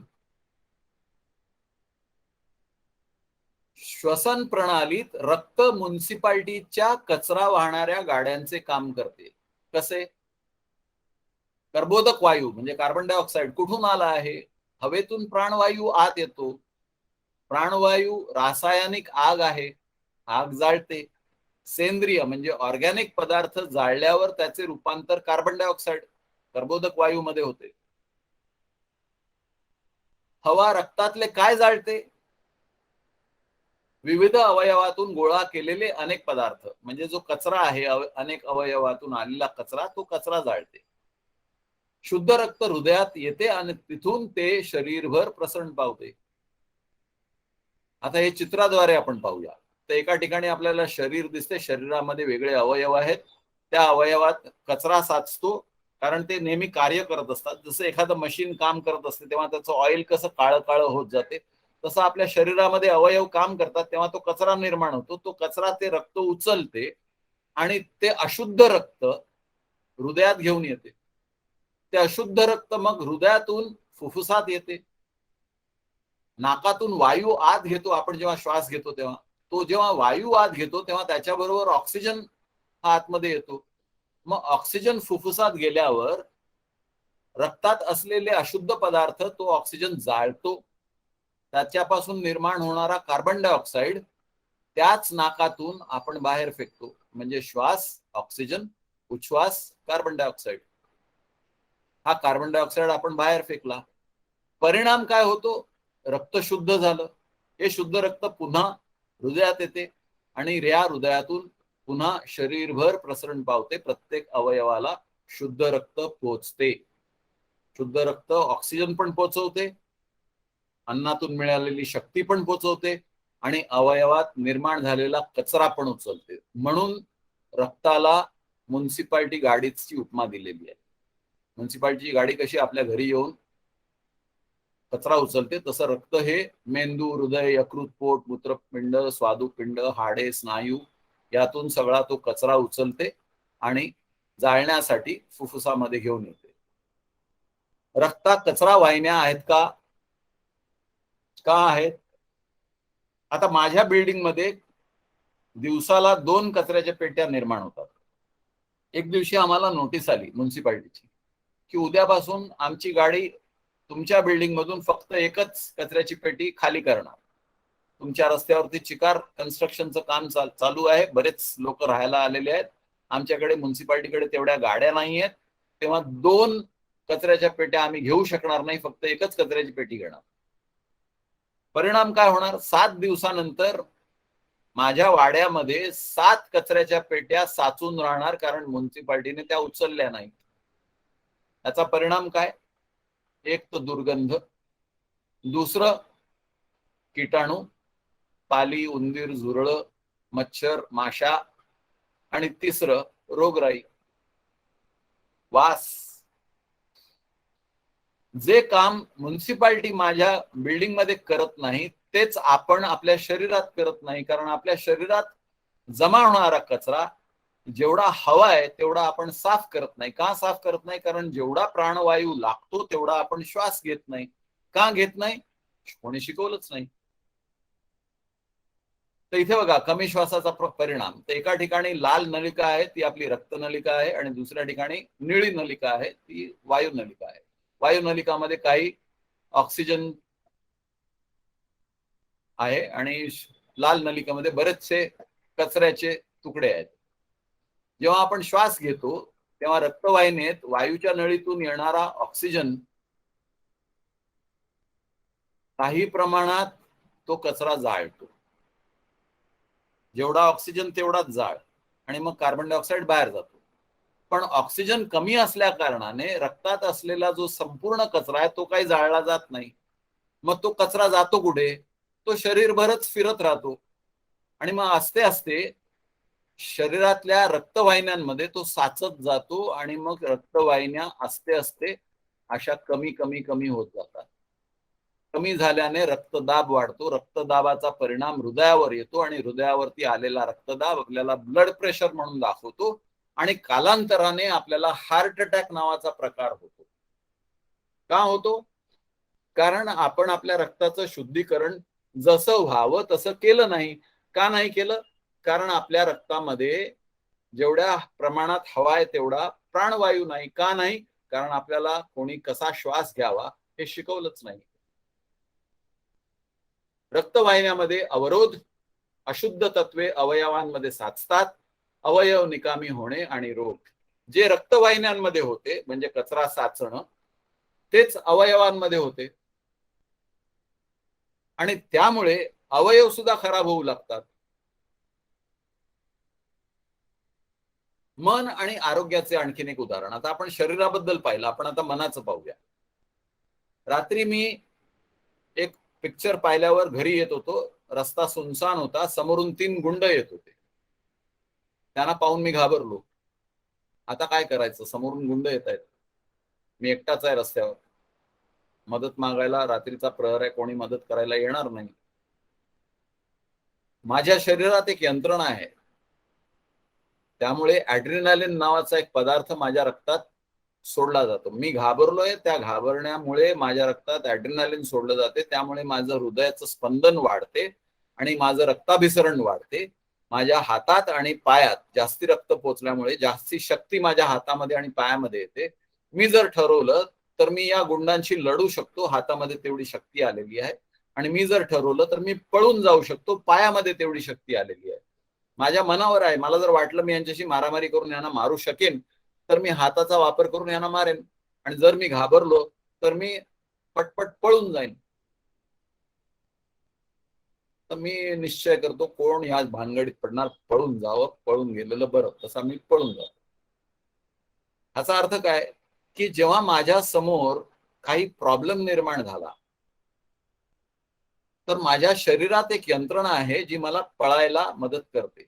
ॲड्रिनालिन मुळे ती यंत्रणा, त्या यंत्रणेला चालना मिळते. आता हे झालं क्षणिक, पण माझं आयुष्य बघा, सकाळी उठल्यापासून रात्री झोपेपर्यंत माझं आयुष्य धकाधकीच आहे. आणि या धकाधकीच्या जीवनात माझ्यात असलेला स्ट्रेस माझ्या शरीरात सदैव ॲड्रिनालिन ओतत असतो. त्यामुळे माझं हृदयाचं स्पंदन सतत वाढलेल्या परिस्थितीत असते, आणि माझं हृदय सारखं जास्ती स्पंदनात असल्या कारणाने थकते, दमते, आणि मग मला हृदयविकार होतो, आणि मग औषधांचा भडीमार सुरू होतो, आणि मग मला लक्षणमुक्त आराम मिळतो. गोळ्या खाऊन काही माझ्या आयुष्याच्या रचनेत फरक झाला नाही. सकाळी उठलो, अरे बापरे, आंघोळ करायची आहे, उशीर झाला, ऑफिसला जायचं आहे, स्ट्रेस. बाहेर पडलो, ट्रॅफिक, स्ट्रेस. ऑफिसमध्ये गेलो, कामाचा स्ट्रेस, बॉसचं बोंबाबोंब, स्ट्रेस. परत घरी यायला निघालो, घरी काहीतरी बायकोची मागणी, स्ट्रेस. तर अख्खं जीवन मी स्ट्रेसमध्ये घालवतो, तेव्हा अख्खं जीवन मी ॲड्रिनालिन मध्ये घालवतो, अख्खं जीवन मी हृदयाच्या स्पंदन वाढवण्यात घालवतो. त्यामुळे माझ्या हृदयावरती मानसिक दृष्ट्या अत्याचार होतोय, प्रहार होतोय, आणि मी हृदयविकाराचा बळी ठरतोय. मग गोळ्या सुरू, औषधं सुरू. मी कार्डियक पेशंट म्हणून डिक्लेअर झालो. आता दुसरं कारण, आता कारण मानसिक. पहिलं कारण होतं शारीरिक. मी श्वास कमी घेतो म्हणून मी हृदयविकाराचा पेशंट झालो. मी मनाने खचलेलो आहे म्हणून मी हृदयविकाराचा पेशंट झालो. तर दोन्ही दृष्टीने मी हृदयविकार का घेतला? कारण ते सर्वात सोपं उदाहरण आहे. जे माझ्या हृदयात घडत असते तेच माझ्या मेंदूत घडत असते. माझ्या मेंदूतल्या रक्तवाहिन्या सुद्धा आकुंचन पावलेल्या आहेत. माझ्या मेंदूवर सुद्धा कुठल्या तरी हॉर्मोनचा पगडा आहे. जे मेंदूत घडते ते यकृतमध्ये घडते, जे यकृतमध्ये घडते ते स्वादुपिंडात घडते. म्हणजे प्रत्येक अवयवावर हा दुष्परिणाम सातत्याने घडत जातो आणि माझी प्रकृती खालावत जाते. हा निष्कर्ष म्हणजे एका बाजूने शारीरिक दृष्ट्या मी माझ्या शरीराची हानी करत असतो कमी श्वास घेऊन, आणि दुसऱ्या बाजूने माझ्या मानसिक विकाराने राग, द्वेष, भीती यामुळे माझ्या शरीर यंत्रणेत बिघाड होऊन मी माझ्या अवयवांचा नाश करत असतो. ज्याला आपण इंग्रजीमध्ये सायकोसोमॅटिक डिझीजेस म्हणतो. म्हणजे मनाने निर्माण केलेले शारीरिक रोग, सायकोसोमॅटिक डिझीज. शरीर आणि मन कसे बरे करावे? श्वास घेण्याचे व्यायाम करा, शरीर टकाटक होईल. चिंतन करा, ध्यान करा, मन चकचकीत होईल. तर हे दोनच मार्ग आहेत आणि हे दोनच मार्ग आपल्याला आपल्या कार्यक्रमात शिकवले जातात. तिसरी गोष्ट म्हणजे प्राणशक्ती, ज्याच्याबद्दल आपण फारसं काही बोलणार नाही आहोत, पण आपल्याला समजण्यासाठी ही एक स्लाइड बनवलेली आहे. प्राणशक्ती म्हणजे काय? आपल्याला दोन नाकपुड्या का दिल्या आहेत? पॉझिटिव्ह म्हणजे पिंगळा नाडी आणि नेगेटिव्ह म्हणजे इडा नाडी. पॉझिटिव्ह आणि नेगेटिव्ह मध्ये काय? चांगलं आणि वाईट हा प्रकार नाही आहे. जसं इलेक्ट्रिसिटीमध्ये पॉझिटिव्ह आणि नेगेटिव्ह असते, जेणेकरून इलेक्ट्रिसिटीचा प्रसार होतो, प्रवाह वाहतो, तसंच प्राणशक्तीचा प्रवाह वाहण्यासाठी पॉझिटिव्ह आणि नेगेटिव्ह अशा नाड्या आहेत. पॉझिटिव्ह नाडीला पिंगळा म्हणतो आणि नेगेटिव्हला इडा म्हणतो, आणि ती आपल्या मणक्याच्या बाजूने जाते आणि आपल्या सगळ्या शरीरभर ह्या पॉझिटिव्ह आणि नेगेटिव्ह नाड्या फिरत असतात, ज्याच्यातून प्राणशक्ती वाहत असते. शक्तीला वाहण्यासाठी हे पॉझिटिव्ह आणि नेगेटिव्ह आवश्यक आहे. जर पॉझिटिव्ह आणि नेगेटिव्ह नसेल, जर न्यूट्रल असेल, तर इलेक्ट्रिसिटी वाहेल का? नाही वाहणार. तसंच हे पॉझिटिव्ह आणि नेगेटिव्ह नसेल तर प्राणशक्ती वाहेल का? नाही वाहणार. प्राणशक्तीने जर कार्य केलं नाही तर आपण आपलं बोट सुद्धा हलवू शकणार नाही. हे जे बोट हलतंय ती प्राणशक्ती आतमध्ये असल्या कारणाने हलतंय. ज्या दिवशी आपल्या शरीरातून प्राणशक्ती नाहीशी होणार, तेव्हा आपल्या पापणीची सुद्धा हालचाल होणार नाही. प्राण किंवा प्राण ऊर्जा ही सूक्ष्म जीवनशक्ती आहे. ती सर्वत्र अस्तित्वात आहे. साध्या प्रयोगाने तिचा अनुभव घ्या. आपल्याला एक चुंबकीय कंपन जाणवेल. तुम्हाला खात्री होईपर्यंत घरीच याचा सराव करा. म्हणजे काय करा? सरळ बसा आणि हाताची बोटे एकमेकाच्या जवळ आणा, चिकटवू नका. आताही करून बघा तुम्ही. सरळ बसा, सरळ बसा आणि हाताची बोटे एकमेकांच्या जवळ आणा, चिकटवू नका, आणि थोड्या प्रमाणात पुढे मागे करा, पुढे मागे करा, आणि बघा काही स्पंदनं जाणवतात का बोटाच्या मध्ये? स्पर्श न करता सुद्धा ती स्पंदनं जाणवतील. जाणवत आहेत का? ही स्पंदनं आली कुठून? आपल्या बोटांमध्ये, बोटांच्या अग्रांमध्ये असलेली प्राणशक्ती. म्हणून ते आपल्याला असं मॅग्नेटिक कंपन जाणवते, व्हायब्रेशन जाणवते. जाणवलं का? जाणवलं असेल तर अंगठेवर करा. प्राणशक्तीच्या प्रवाहासाठी एक पॉझिटिव्ह आणि एक नेगेटिव्ह ध्रुव असणं आवश्यक आहे, आणि त्यासाठी आपल्याला दोन नाकपुड्या दिलेल्या आहेत. एक नाकपुडी असती तरी चाललं असतं, कारण आपण जेव्हा श्वास घेतो तेव्हा उच्छ्वास करत नाही, आणि जेव्हा आपण उच्छ्वास करतो तेव्हा श्वास घेत नाही. तर एक नाकपुडी असती तरी चाललं असतं, पण देवाने दोन दिले आहेत. त्याचं कारण काय? पॉझिटिव्ह आणि निगेटिव्ह. आता येऊया विषयाकडे. श्वास हेच जीवन हा अभ्यासक्रम नेमका काय आहे? श्वास हेच जीवन, यात काय शिकवले जाते? प्राणायाम, श्वास घेण्याचे मूलभूत तंत्र. 8 आध्यात्मिक श्वासाचे व्यायाम शिकवले जातात. चिंतन व ध्यानाचे तंत्र शिकवले जाते. जगण्याचे कायदे शिकवले जातात. 20 सत्र आहेत. प्रत्येक सत्र 1.5 तासाचं आहे आणि आठवड्यातून एक सत्र घेतलं जाणार, प्रत्येक शनिवारी 7 ते 8:30 संध्याकाळी भारतीय वेळेनुसार. तुम्ही कुठेही असा, भारतीय वेळेनुसार संध्याकाळी 7 ते 8:30 एक सत्र प्रत्येक शनिवारी घेतलं जाणार. असं पुढच्या शनिवारपासून 20 सत्र. हे सर्व कोठे सुरू झाले, ते कोठे नाहीसे झाले? श्वास हेच जीवनाचे केंद्र कोठे आहे? नालंदा विद्यापीठात 1200 वर्षापूर्वी हे विज्ञान विकसित झाले. मोगलांनी आक्रमण करण्यापूर्वी ते तिबेटमध्ये नेण्यात आले. त्यानंतर ते अमेरिकेला नेण्यात आले आणि ते भारतात परत आले.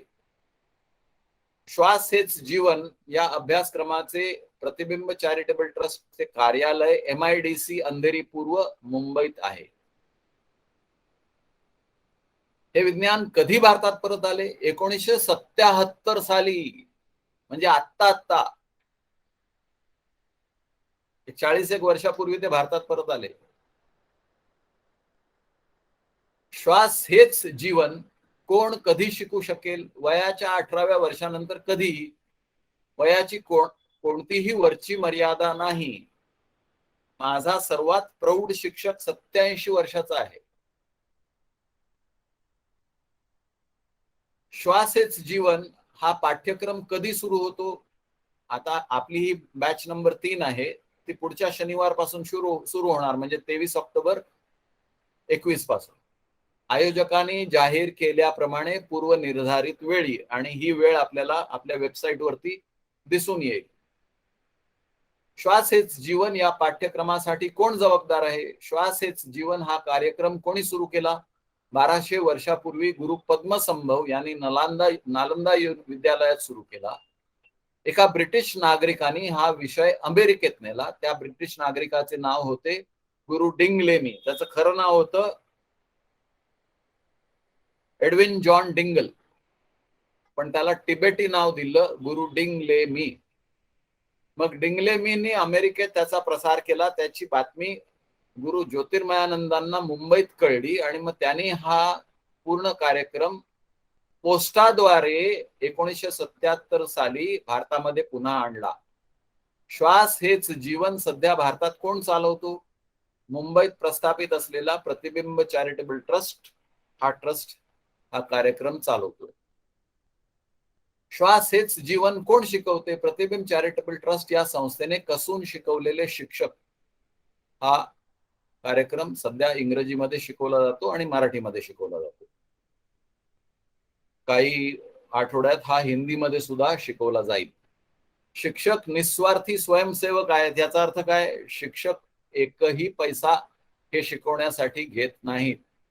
शिक्षक विनामूल्य शिकवतात. जी फी तुमच्याकडून घेतली जाते ते कार्य, आपला ऑफिसचं कार्य चालवण्यासाठी, किंवा तुम्हाला जे धडे दिले जातात, प्रिंट केले जातात, किंवा जे काही इलेक्ट्रिसिटी बिल वगैरे असेल ते भरण्यासाठी, त्याच्यासाठी आपला उपयोग केला जातो. राहिलेले पैसे सर्व चॅरिटीमध्ये वापरले जाते. आपल्या वेबसाईटवर जर तुम्ही गेलात तर आपण काय काय चॅरिटेबल काम केलेलं आहे हे तुम्हाला दिसून येईल.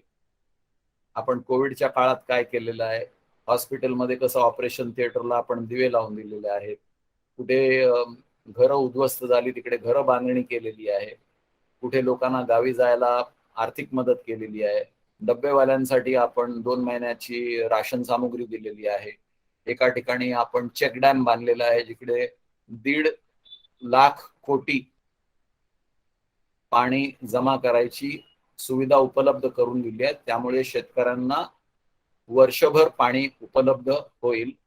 तर हा प्रकल्प सध्या सुरू आहे. एक चेक डॅम बांधून झाला आहे, अजून पुढे 2-3 चेक डॅम बांधायचा विचार चालू आहे. श्वास हेच जीवन कोण शिकू शकतो? 18 वर्षावरील कोणतीही व्यक्ती, कोणत्याही धर्म, लिंग किंवा समुदायासाठी बंदी नाही, कोणीही शिकू शकतो. आपल्यामध्ये धार्मिक असं काही नाहीये की हिंदू आहे, मुस्लिम आहे, ख्रिश्चन आहे, असं काही प्रकार नाहीये. कोणी शिकू शकतो. आपण फक्त मानव, शरीर, मन आणि प्राण या 3 गोष्टींकडे लक्ष केंद्रित करतो. मग तुम्ही कोणतीही भाषा बोला, कुठल्याही प्रांतातले असा, तुम्हाला जर मराठी कळत असेल तर तुम्ही खुशाल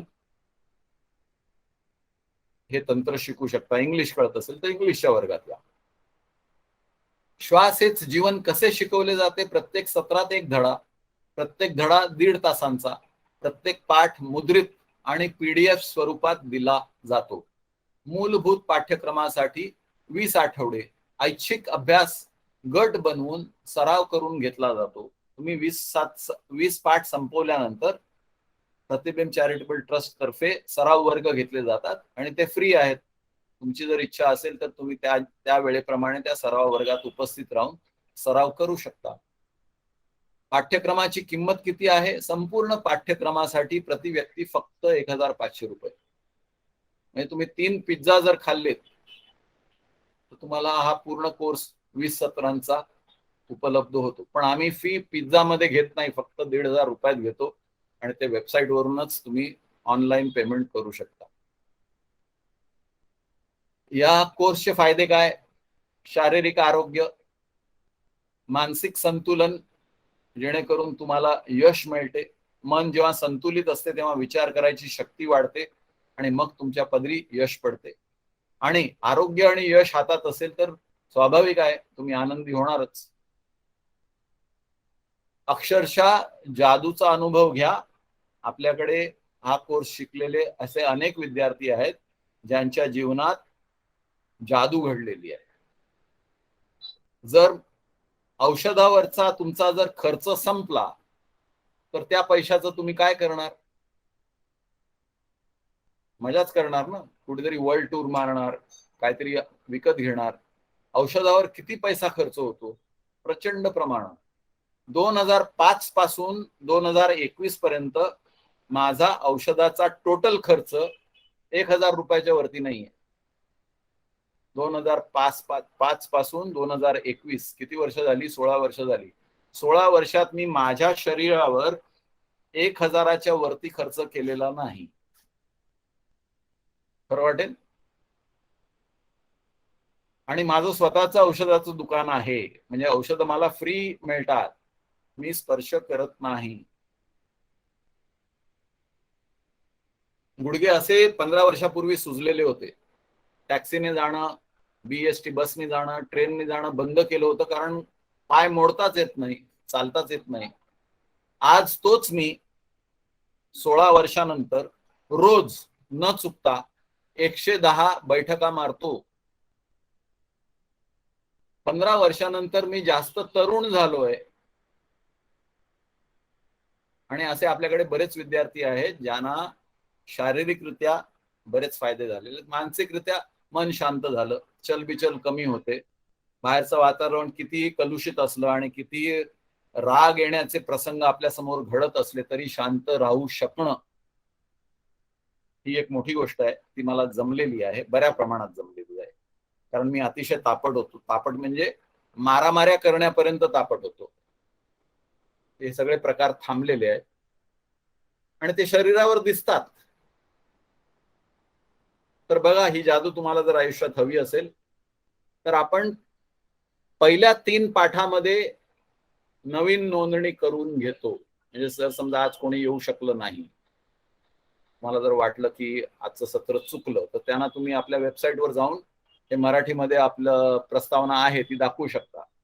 त्यांना यायचं असेल तर पुढच्या शनिवारी येऊ शकतात किंवा त्याच्या पुढच्या शनिवारी येऊ शकतात किंवा पाठ क्रमांक 3 पाठापर्यंत आपण नवीन नोंदणी स्वीकारतो. त्याच्यानंतर नवीन नोंदणी आपण बंद करतो. तेव्हा जर कोणाचं चुकलं असेल तर काही नुकसान झालेलं नाही. आणि मी बऱ्याच गोष्टी पुन्हा पुन्हा वारंवार बोलतो, त्यामुळे तसं काय माझं चुकलं किंवा राहून गेलं असा प्रकार घडणार नाही.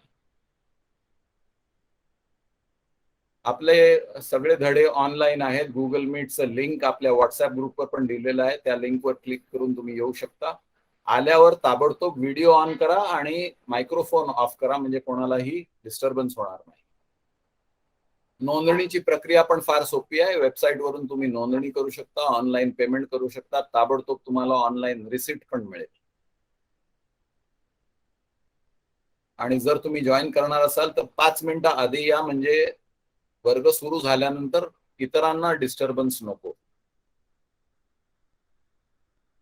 आता काही प्रश्न असतील तर ते मी आनंदाने त्याची उत्तरं देईन. आणि कोण आपले जुने विद्यार्थी असतील ज्यांना काही अनुभव सांगायचे असतील तर त्यांनीही तसं करावं.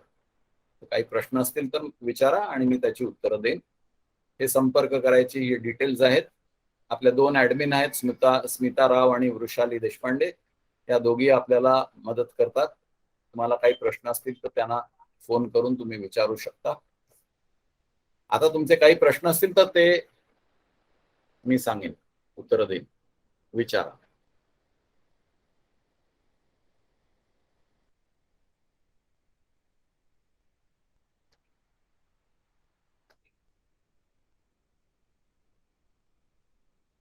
सगळे शांत म्हणजे काहीच कळलं नाही किंवा सगळं कळलं काय मला माहित नाही.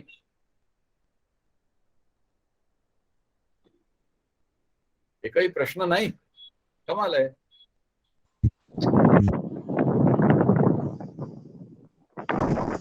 सर मला एक विचारायचं होतं. हो विचारा ना. जर एखाद्या शनिवारी जर आपला मिस झालं 7च्या टायमिंग तर त्याचं रेकॉर्डिंग वगैरे अवेलेबल होतं का? आपलं असं आहे, श्वसन प्रकार जे शिकवतो त्याचे सर्व व्हिडिओ मी व्हॉट्सअप ग्रुपवर टाकतो. तेव्हा समजा तुमचा एखादा वर्ग चुकला तर तुम्हाला ते सगळे श्वसन प्रकार व्हॉट्सअप वरती मिळतील. किंवा तुम्ही माझं नाव जर युट्यूब मध्ये टाकलं तर आपल्या युट्यूब वरती सगळे व्हिडिओ उपलब्ध आहेत. तेव्हा तुमचं नुकसान तसं होणार नाही. शिवाय प्रत्येक वर्गात मी बऱ्याच वेळा ते सगळं रिपीट करतो. तेव्हा एखादा वर्ग तुमचा जर चुकला असेल, आता तुम्ही एक वर्ग म्हणालात तर ठीक आहे, 1-2 वर्ग 20 मध्ये चुकले तर 10% तुमचे चुकले तर त्यांनी काय फारसं मोठं नुकसान होत नाही. पण तुम्ही जर 3-4 वर्ग मिस केलेत तर कदाचित तुम्हाला त्रास होईल. एखादा होऊ शकतो कारण कुठेतरी कामामध्ये अडकलो, नाही जमलं, असं होऊ शकतं. त्यांनी काही प्रॉब्लेम येणार नाही याची शाश्वती मी देतो. आणि तुमचे काही प्रश्न असतील ना, तुम्ही जर जॉईन झालात तर मी तुमच्यासाठी 24 तास उपलब्ध आहे. व्हॉट्सअपवर तुम्ही मला कधीही प्रश्न विचारू शकता. जेव्हा मी तुमचा प्रश्न पाहीन ताबडतोब तुम्हाला उत्तर देईन. एकदा तुम्ही जॉईन झालात म्हणजे मी तुमचा 24 तास सेवक तयार झालो. ती काळजी करू नका. आणि तुमचे प्रत्येक प्रश्न तुमचं समाधान होईपर्यंत मी उत्तर देणार याची गॅरंटी मी घेतो. तुम्हाला समाधानी केल्याशिवाय 20 सत्राच्या आधी जाऊ देणार नाही. तुमच्या 20 सत्रांमध्ये प्रत्येक प्रश्नाचं उत्तर देण्याची हमी मी देतोय. शेट्टे साहेब आहेत, शेट्टे साहेबांना विचारा. माझ्याबरोबर ते किती 7-8 वेळा करून चुकलेले आहेत. ही जी मी हमी देतोय याबद्दल शेट्टे साहेब सांगतील. शेट्टे साहेब म्यूटवर आहात तुम्ही. हो सर, मी 2 ते 3 वेळा कोर्स केलेला आहे. विद्याधर शेट्टे त्यांचे बंधू आहेत, त्यांनी 2-3 वेळा केले. राजेंद्र शेट्टे 7-8 वेळा करून चुकलेले. Okay okay. हा, माझा अनुभव मी सर हे करू शकतो की मी गेले 3 वर्ष मी ही प्रक्रिया सतत करत आहे. त्याच्यानंतर पूर्वी मला काही त्रास होते, मानदुखी, पाठदुखी, कमरदुखी वगैरे त्रास होते. आज माझे त्रास पूर्णपणे कमी झालेले आहेत. माझी औषधं पूर्णपणे बंद झाली आहेत. मी स्वतः योग शिक्षक आहे, परंतु आतापर्यंत मी जे योग शिक्षण घेतलं त्याच्यापेक्षा हा प्रक्रिया मला फार चांगली आवडली आणि त्यामुळं मी याचा प्रगत वर्गही करायला सुरुवात झालेली आहे आणि याचं ज्ञान खरोखर फार सुंदर आहे. तेव्हा मला त्याचा फायदा झालेला आहे, तर आपण सर्वांनी त्याचा जरूर फायदा घ्यावा अशी मी सर्वांना विनंती करेन. आणि मानकर सर इतकं सुंदर शिकवतात अक्षरशः की तो विषय नाही त्यांचा कुठलाही शेट्टे सर तो विषय नाही. नाही, जे सत्य आहे ते मला सांगायला पाहिजे. इतके सुंदर शिकवतात की त्याची आपली आवड निर्माण होते. असं कार्यक्रमात काय फायदा झाला हा विषय आहे. सुंदर जरूर फायदा झालेला आहे. माझं वय सध्या 71 आहे, तरी सुद्धा कुठल्याही प्रकारचा विकार नाही. मी कुठलाही औषध घेत नाही. म्हणजे याच्यावर जरूर सर्वांनी अजून काय सहभागी व्हावं हा महत्वाचा. आणि तुमचे मित्रमंडळी, नातेवाईक कोण आज आले नसतील, येऊ शकले नसतील, त्यांना आवर्जून घेऊन या. बघा, 1-2 सत्र त्यांना उपस्थित राहायला सांगा. नाही पटलं तर फी भरू नका, येऊ नका. कोणावर जोर जबरदस्ती नाही. पण 1-2दा स्वतः ऐकून अनुभव घ्या की याच्यात मला फायदा होण्यासारखा आहे. अशी जर तुमची भावना झाली तर मग जॉईन व्हा. तुम्ही फी भरलीच पाहिजे हा अट्टास नाही. पहिले 3 सत्र तुम्ही येऊ शकता. आपण 3 सत्रापर्यंत सगळ्यांना मुभा दिलेली आहे. 3 सत्रानंतर मात्र ज्यांनी फी भरली आहे फक्त तेच येऊ शकतात, बाकीचे येऊ शकणार नाही. तेव्हा 3 सत्र ज्यांनी आज येता आलं नाही, जमलं नाही, त्यांना घेऊन या.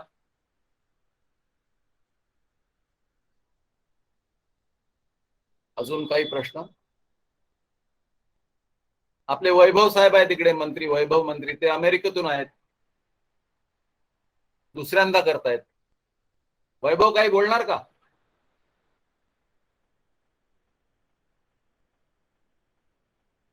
सर मी पुढच्या सत्रात बोलीन, एकदा सगळे चालू झालं व्यवस्थित की.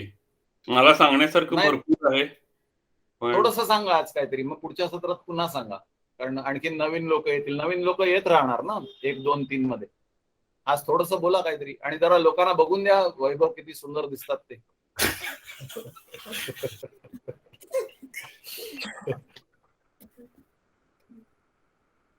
याचा हा, फायदा असं म्हटलं तर मेन पॉझिटिव्ह थिंकिंग आणि ह्याच्यामध्ये म्हणजे विचार करायच्या क्षमतेत खूप फरक पडला. म्हणजे अप्रोच गेटिंग सक्सेस किंवा एखादी गोष्ट ऍज अ विनर अप्रोच जो असतो दॅट इज डेव्हलप्ड. वैभवच्या भाषेवरून तुमच्या लक्षात येईल की वैभव अमेरिकेत एक यशस्वी उद्योगपती आहे, म्हणून त्यांची भाषा तशी सारखी भाषा आहे ती. आणि ते म्हणतात की या कोर्सने त्यांना फायदा झाला, म्हणजे त्यांच्या सक्सेसमध्ये मन संतुलित राहिल्याने त्यांना काही जो काही फायदा होत असेल तो, असं त्यांचं म्हणणं आहे. आणि त्यांच्याकडे सांगण्यासारखं भरपूर आहे, पण ही आज थोडीशी झलक वैभव कडून. थँक्यू वैभव. Thank you sir. अजून कोणी आहे का? प्रश्न असतील तर प्रश्न विचारा, काही सांगण्यासारखं असेल तर सांगा.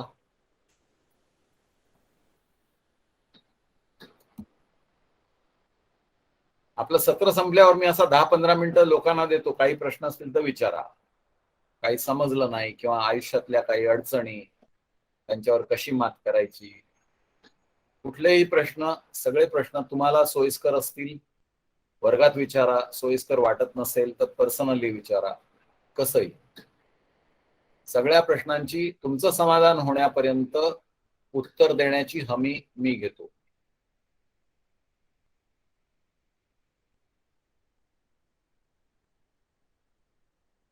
सर मला आणखीन एक विचारायचं होतं.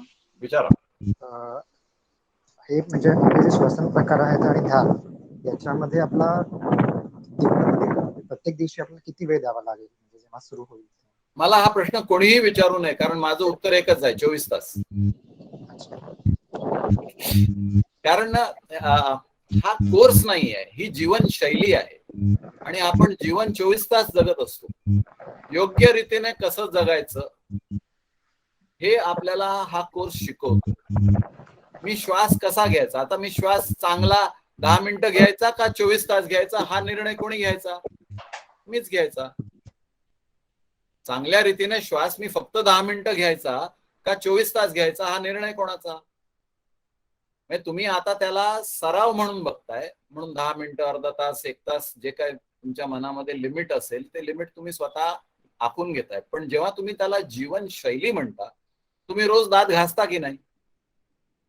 कधी प्रश्न येतो का मनामध्ये, आज दात नाही घासले तर चालेल, असं वाटते का कधी? नाही ना, कारण ती जीवनशैली आहे. जीवनात नियमितपणे करण्याचा तो प्रकार बनून गेला आहे. तसंच श्वास नीट घेणं ही जीवनशैली आहे. मन शांत करणं, आता तुम्ही मला विचाराल ध्यान मी किती वेळा करू, तर कमीत कमी 20 ते 30 मिनिट, त्याचं मी उत्तर देऊ शकेन. उन्मेष, घाबरवलं का मी? हॅलो,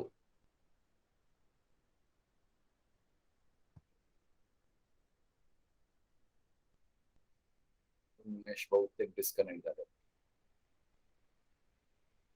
अजून काही प्रश्न आहेत? क्षमा राऊत, काही विचारताय का? तुम्ही म्यूटवर आहात, आवाज येत नाहीये तुमचा, तुम्ही म्यूटवर आहात.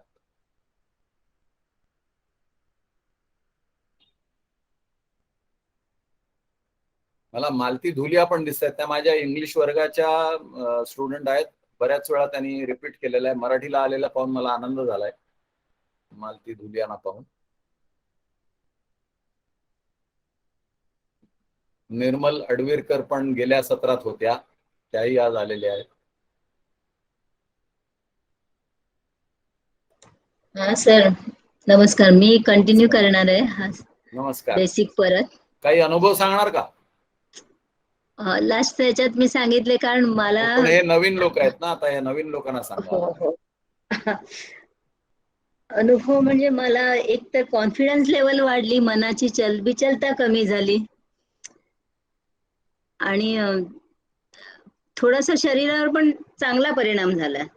अजून मध्ये मध्ये कुठेतरी थोडं कधी कधी वेळ नाही न मिळाल्यामुळे पूर्ण नाही करता येत, पण मी शक्यतो चुकवत नाही. छान.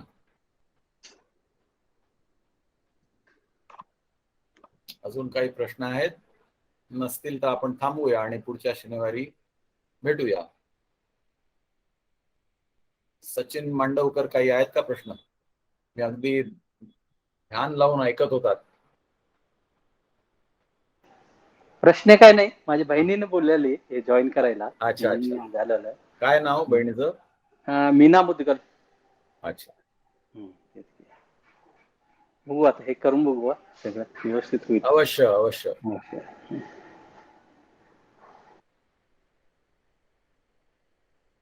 अजून काही? बंद करूया. पुढच्या शनिवारी भेटू 7 वाजता. ओके. तवडीने निर्णय घ्या. लोकांना आवर्जून आमंत्रण द्या. कोणावर जोर जबरदस्ती नाही की तुम्ही जॉईन झालाच पाहिजे, असं काही जोर जबरदस्ती नाहीये. पटलं तर जॉईन व्हा. आपण इथेच आहोत. ठीक आहे. थँक्यू. नमस्कार.